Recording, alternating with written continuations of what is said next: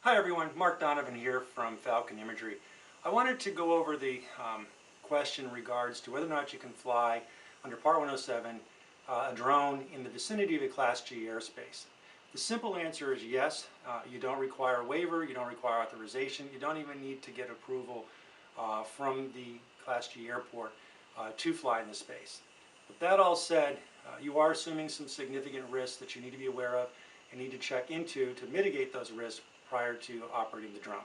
Under Part 107, there are two sections that you need to look at closely in regards to whether or not you can fly your drone in the vicinity of a Class G airport without a waiver or authorization.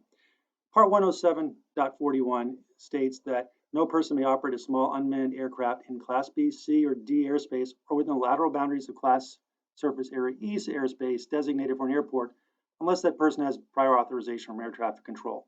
You notice it makes no mention of flying in Class G airspace since it's uncontrolled airspace. The problem is there are many airports in Class G airspace.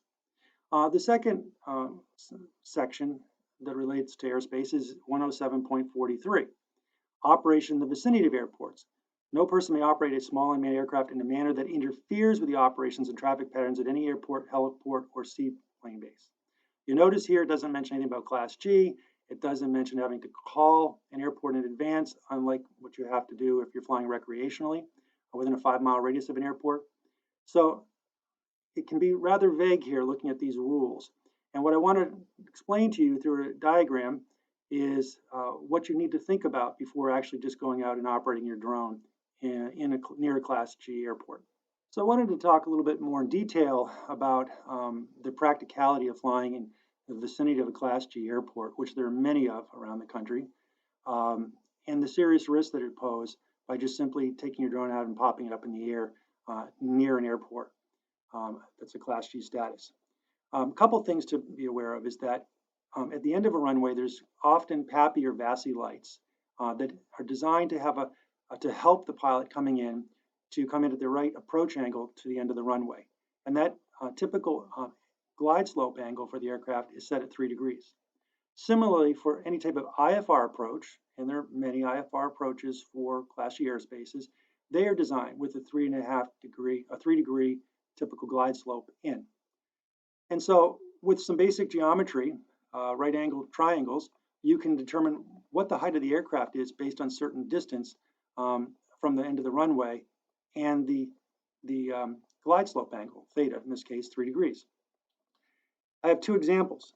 In an example where the aircraft is a half a mile from the end of the runway, using the distance away and the glide slope angle, we can quickly calculate how high the aircraft is off the ground, AGL, from a certain distance away from the runway.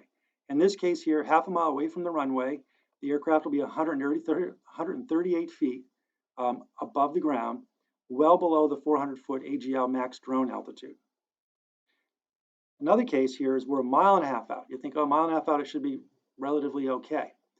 Well, if we actually use 1.44 statute miles, or 7,603 feet, and do the math, we come up with the height of the aircraft is at 398 feet, only 2 feet below the 400-foot AGL max drone altitude. So you could technically be legal flying approximately a mile and a half away from the airport in Class G airspace. But if that aircraft's coming in on approach or using the glide slope indicator lights, there's a risk that your drone may actually hit the aircraft if it was coming in on that approach.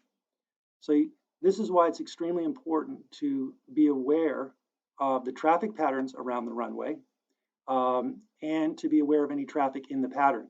And thus, I always recommend having a VHF radio tuned to the CTAF or Unicom frequency so that you can hear what the aircraft are doing in the vicinity of the airport.